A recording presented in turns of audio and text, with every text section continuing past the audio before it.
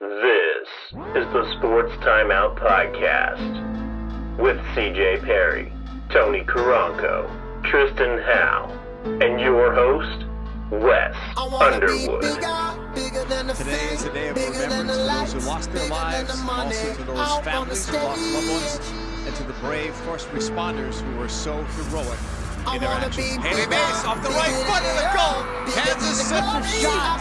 80 France, strong right hook. He's on his feet, breaking tackles, 30, 25, 20, to the house. Touchdown, Web City. No, it's a shovel pass to Van Gilder. He's inside the 10-5. Touchdown, Joplin Eagles. got it. He had one on the keeper up the middle, fighting his way into the end zone. Touchdown, Tigers. Then Papa Pico really smashes one, and because it comes off of the defender, that's the reason the assistant referees something off. Papa Pico shot to save Brisket. Sweat. Oh, it's good delivery. It's a shot to save. Pure reaction. Agata goes up. Teenage Xavier with a huge force. With his left one off the crossbar on. Albert down the left field line. Stay fair. It is gone.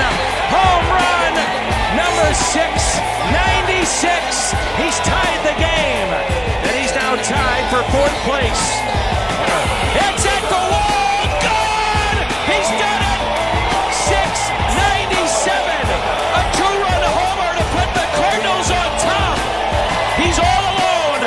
Fourth place in home runs in Major League history. Incredible. And once again, those were the sights and sounds of some big events this last weekend. Welcome to the Sports Timeout Podcast, brought to you by Jefferson's and Kraken Cajun Seafood House in Joplin.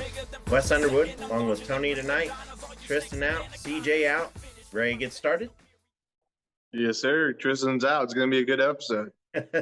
And on that, we open up in the MLS once again, and Sporting pulls out another victory. They earn a second clean sheet in a row, their fifth straight win.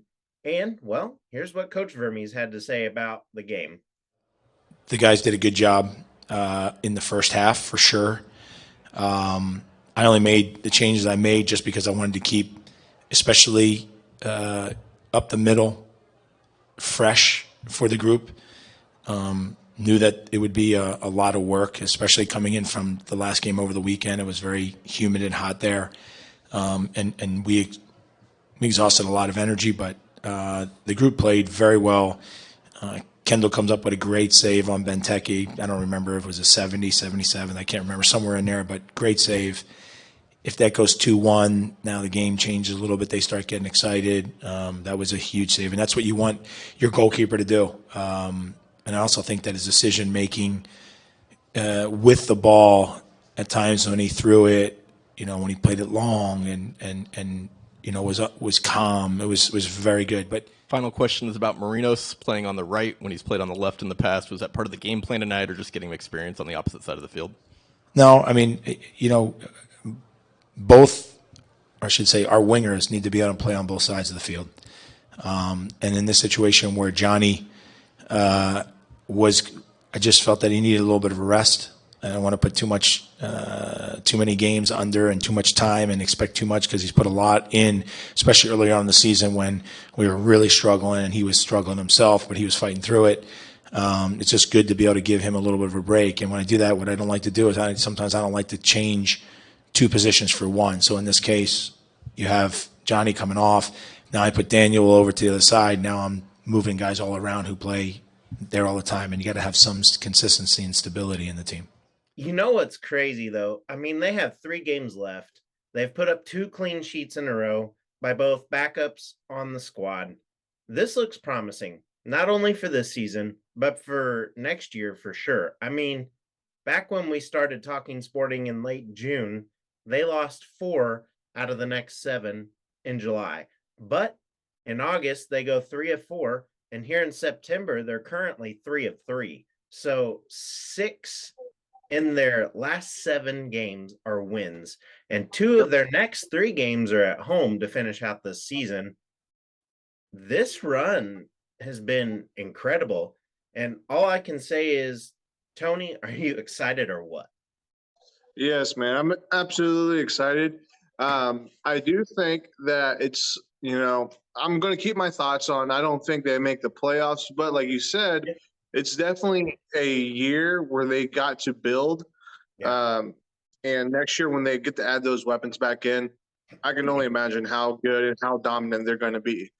So whether they make the playoffs or not, I think the way the end of the season solidifies Coach Verme's position and solidifies what they're going to do next year. Yeah, it's crazy. Continuing to the NWSL, and we continue to talk the current. And, they'll return to action Sunday against Portland. First place will be on the line as the winning streak came to an end on Wednesday.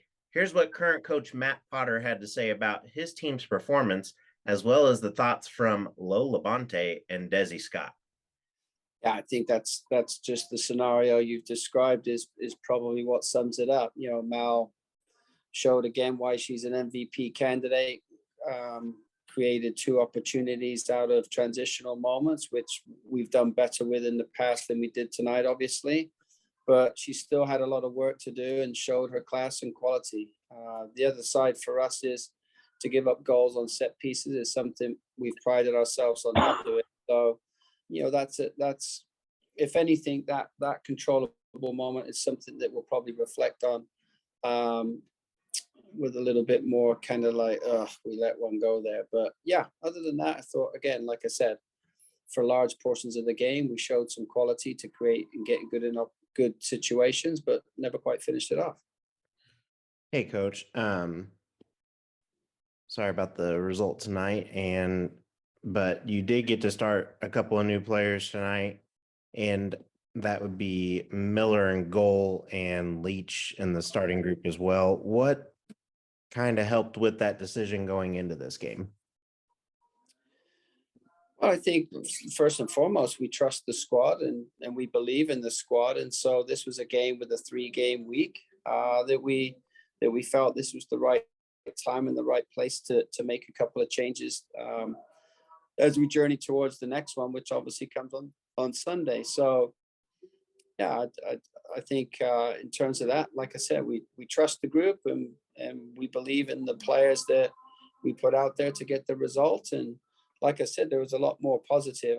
I'm not sure what the statistics story will tell, but from the view that we had, we certainly seemed to have good periods of time where go and print ourselves on the game, but just fell a little short in the final.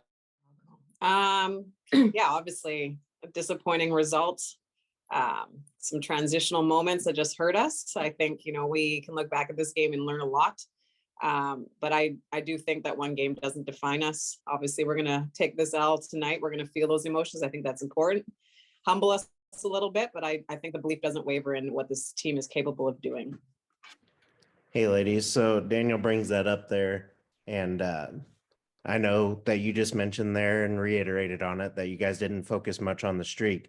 But it was mentioned a couple weeks ago that you guys felt a little bit of a chip on your shoulder as that streak grew. Do you guys feel that chip will still be there come Sunday? I think for sure we have this, our coach has this thing where it says we are the hunter, now we're the hunted because we're up top and everybody's going to, no matter who's at the top, they're going to come for that position. So we know we have that. I think the chip on our shoulder comes from being on the bottom from last year. So we got to keep pushing. Our team was down 4-0 and everybody out there was still pushing to get at least a goal. So yeah, I think that's where that comes from.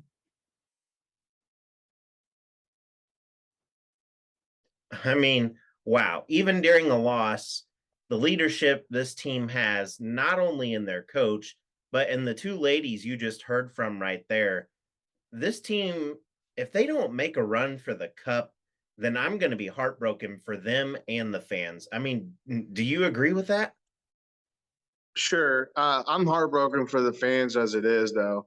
I think they threw the game.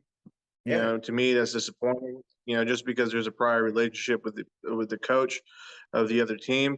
I don't agree with it. Yeah, in my opinion, they should. It's not fair to whoever was in 7th place the night before. for for the current to do that. So to me, I don't agree with that. I think it's shady. It's not good for the sport. And they complain about people not wanting to watch, their games. Yeah. If they want more people to watch their games, then maybe they should have a little bit more of integrity. I'm not 100% certain there. I mean, you got to see where the Current are coming from there too. I mean, yeah, that is a storyline, and they did talk about it during the game about that friendship and just two friends letting each other into the playoffs here. I'm not 100% behind that. I mean, they did try out a younger goalie just to give AD Franch a rest, which well deserved for AD after pitching that shutout. And then they get Leach in there, and she got to get some playing time in too, and she didn't do too terrible. So I was pretty pleased in the result of the game. The score, I mean, they just had their way down the field. So I don't know. And on that, we will now talk NCAA football. And this was just too good to pass up. We talked the Oklahoma Sooners, and without Tristan here, this should go pretty quick. It seems even more right. You all may know the Sooners will be joining the SEC in 2025. And well, on Wednesday this week, not Tuesday, Wednesday, the SEC announced Georgia and Tennessee should postpone their scheduled games. Georgia for next year, Tennessee for 2024. I mean, what are your thoughts on that one? That doesn't make sense in my opinion. Yeah, I don't either. There has to be some sort of motive behind it. Whatever it is, I don't agree with. Especially if they already signed up to play each other. So I'm sure. I'm sure there's a reason for them to do that. Okay. Maybe they're just trying to hype up the OU and Texas, games. Game moves over to the SEC. Maybe they think they're going to lose. I mean, Texas looks better than OU right now, and even Tristan admitted it. He's not here, so we can say that. Say what? No, yeah, well, I agree. I think Texas does look better. I think Texas is the only. I mean, obviously, OU is eventually going to play somebody that's good, but OU hasn't played anybody this year. Texas Tristan's new rowdy sign. Yeah, Texas should have beat Bama if it wasn't for that safety that they didn't call. That was the end of the game. Yeah, I mean, it was, but they got robbed. They did. They got robbed, and all of America finally watched it happen. Yeah. So, in my opinion, Texas should be somewhere in the top 10. OU should still be sitting somewhere, maybe in the top 15s or even the low 20s. Nah, they need to be in the top 50. They haven't earned the top 20 yet. We'll see after this weekend. We'll see. I mean, they really haven't had anybody. I believe they're going up against K-State this weekend, so we'll see. I mean, Mizzou, they got to hand it to them. They underestimated K-State, so we'll see. We'll see. Yeah. We now head to the NFL, and we talk Mitch Trubisky and the Steelers, as he was quoted saying the team needed to stay aggressive and have killer mindset for the rest of the season. I mean, one, isn't this the goal in football or any sport for that matter? And two, I mean, they're pretty banged up on defense. I mean, TJ Watt, he goes down, and then Cam Hayward went down. He's not 100%. I mean, he looks good on the depth chart this week and everything there. He's not on the injured list or whatever you want to say there. And then Wallace went down and a few more guys, but TJ and Howard still on that list this week, just kind of recuperating. TJ Watt's been ruled out for sure. I believe he tore a pec muscle. So do you see a sense of urgency of next man up here for this team? I mean, they're one of your teams that you like to watch. I don't see Mitch Trubisky making it past week 3 as a starting quarterback personally. I know I've only watched him play one game, and maybe he just needs to get into his rhythm. You know this. Kenny Pickett. Yes. Can he pick it? Yeah. So can he throw a pick? That's what I. Yeah. There we go. Yeah. So I don't see him being the starter after past week 3, the way that he's playing. They played a very close game with the Bengals, and fortunately, they won the game. If it wasn't for the fact that Cincinnati just has a bad kicker, they would have lost.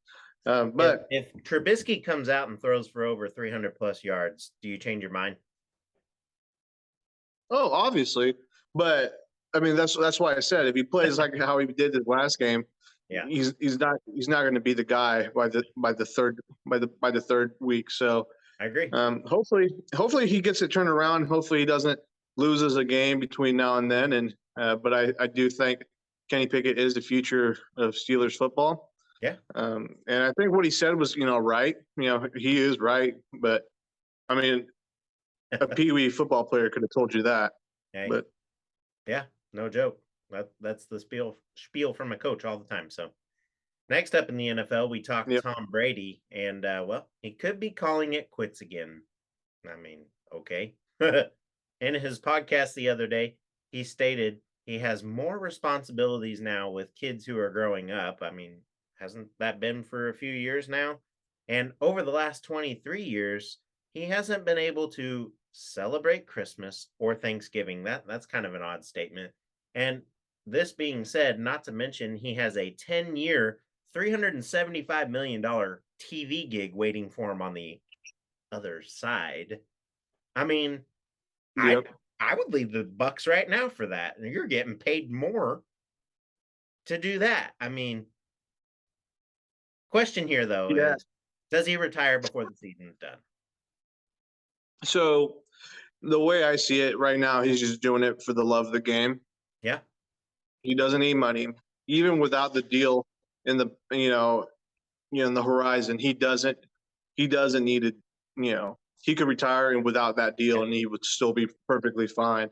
I think that's just more like frosting on the cake. It is. I think he's, like I said, he's just at the point where he's playing because he loves the game. Yeah. And he's doing it for the legacy, to solidify who is the best quarterback to ever play the game. And I think he's doing so. Okay. Agreed. I agree. Lastly, we talked Nate Diaz, who fought out his last UFC fight, contracted UFC fight, by beating Tony Ferguson last Saturday. He's waited for the moment so he can cash in. Well, now a boxing match with Jake Paul is possibly in the cards, but he also wants to come back one day. I'm confused by his comments here. It's all kind of jumbled together. Now, all this being said, what's your take on this, Tony? Like I said, I'm confused. So to me, I think the UFC is ran very poorly because they don't pay their fighters as well as I think they should. Yeah. Because if you break it down, like the average fighter in the UFC, I'm not talking about the top three contenders. I'm talking about your average fighter in the UFC. I mean, they bring home anywhere from $5 to $10 grand per fight. Yeah. And that's without them potentially winning bonuses. And the bonuses are very hard to get to because you have to have fight of the night or you have to have knockout of the night or something like that in order to actually win, some sort of bonus. So it's very hard for them to actually, make a living. And so this is what, Nate Diaz was kind of, fighting for. And that's why he got out. And that's why he doesn't know why he no longer wants to fight for the UFC. And he started a side promotion for, boxing and MMA and even doing jiu-jitsu matches as well. That's pretty cool. So I'm excited for it. I think somebody that has a name like Nate Diaz is the perfect person to start it. Yeah. And kind of build some hype around it and, further the sport even more. So I'm excited for Nate Diaz's next chapter. I don't see him coming back to the UFC, and hopefully the UFC starts paying. I don't think so, but hopefully the UFC starts treating their fighters better. Yeah. Yep. That's what the Paul brothers want. That's what a lot of the fighters want, and that's kind of the general consensus there. So on that note, we will head into the local sports update brought to you by Trackside Burgers. They will be opening sometime next month at 1515 West 10th Street in Joplin. So catch them for your Joplin tailgate needs. And, lots of volleyball and softball action this week. Oddly enough, I could not find a lot of start times for the tournaments on the Misha website. So go check out their Twitters this weekend or their social media pages And on to college sports for local. Pitt State Volleyball will host 2-game series this weekend. Today they will take on Central Missouri at 2 p.m. and then tomorrow they will take on Missouri Western at 2 p.m. also. And then for Moso, they will play, that'd be pretty cool. They will play opposite Missouri Western tonight at 6 p.m. and tomorrow Central Missouri at 2 p.m. As for college soccer, MSSU women's soccer, they will begin a 2-game homestand, 3 total, continuing into next week. Tonight, they will play host to Northwest Missouri State at 6 p.m. And then on Sunday, they will play host to Missouri Western at 2 p.m. And we will finish out with the 2-minute warning brought to you by Hot Stone Pizzeria. And, football in the 4 states again this weekend. Tonight we have 3-0 Joplin hosting 2-1 Webb City. Cue that music. Who we got? I got Webb City. I'll go Joplin. We'll make it split here. And then 1-2 Carl Junction will host 2-1 Carthage tonight. Who you got? Carthage by a landslide. I'll go Carthage as well. And then our last high school matchup, 2-1 Neosho heads to 1-2 Republic. Who you got? Neosho. I'll stick on the bandwagon. I'll go Neosho also. Next, we head to college football. Who you got? Pitt State hosts Northeastern State at 7 p.m. Pitt State. Okay, I'll go Pitt State as well. At home, I like the odds there. Then MSSU hosts UCO. Who you got? I got Missouri Southern. I'll take them at home as well. And then we have ACU heading to Mizzou. Who you got? ACU? Who's that? Abilene Christian University. Oh. I'm going to go with Mizzou on this one, even though my heart tells me ACU. Yeah, I'll take them this week, unless if something goes horribly wrong. They should win. OU will host K-State. Here's that matchup we were talking about. Who you got? I got K-State. I'm going K-State too. We know who Tristan's got, but he's not here. So then Kansas heads to Houston. This could be a fun matchup. Who you got? Hey, Kansas is looking good.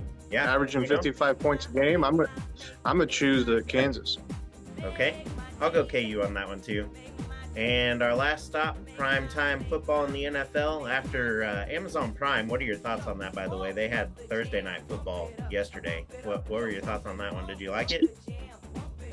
So I personally don't care because I already have Amazon Prime, but it is very, very crappy for, people that don't have Amazon Prime to have to purchase another streaming service to watch the game. Yeah. Should be on, in my opinion, should be on local news, but it's a good cash grab for the NFL, good cash grab for Amazon. Yeah. I think they both benefit tremendously. Bezos was in attendance. Yeah. Yeah, he was. So it was the first Thursday night on Amazon, and in my opinion, that is a great move financially for them. But it sucks as a fan to have all these streaming services in order to watch the games, because the next one is going to be Apple Plus. I believe for Monday night. Yeah, and soccer as well. Apple is nagging soccer. Exactly, it's soccer. So, in my opinion, I think that sucks. Yeah, I think it's about ready to go out of business. So, but we'll go ahead and move on here. We'll talk more about that in private. We won't go on that rant. I'm with you. So, NFL Sunday night, Chicago at Green Bay. Who you got? I got Green Bay. Okay. I'll take Chicago on the road. I'll take Chicago. 0-2 Aaron Rodgers sounds good. And then on Monday we have 2 games. So we got Tennessee at Buffalo. Who you got? Buffalo for sure. Okay. I'll take Buffalo as well. And then Minnesota at Philly. Who you got? Minnesota. I'll take Philly at home. So we'll see. Of course, all these games and events are pending to the weather and the current fluid COVID-19 situation.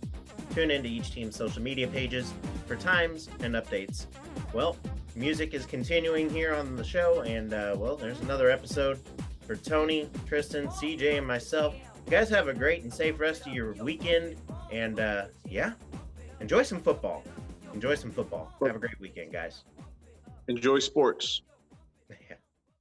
I'll be covering that continually. And